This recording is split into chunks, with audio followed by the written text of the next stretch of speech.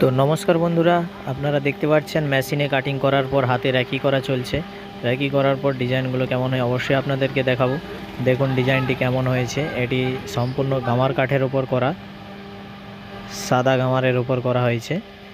দেখুন ডিজাইনটি কত সুন্দরভাবে ফুটে উঠেছে। সম্পূর্ণ সিএনসি মেশিনে কাটিং করা হয়েছে, তারপরে আমাদের হাতে র্যাকি করা হয়েছে। কেমন হয়েছে অবশ্যই আপনারা জানাবেন। ডিজাইনটি ভালো লাগলে অবশ্যই লাইক কমেন্ট শেয়ার করবেন। দেখুন কত সুন্দরভাবে ফুটে উঠেছে। এটি সাদা গামার কাঠের ওপর হয়েছে, 1.5 ইঞ্চি সলিড কাঠের ওপর করা হয়েছে। দেখুন একদম নতুন ধরনের ডিজাইন।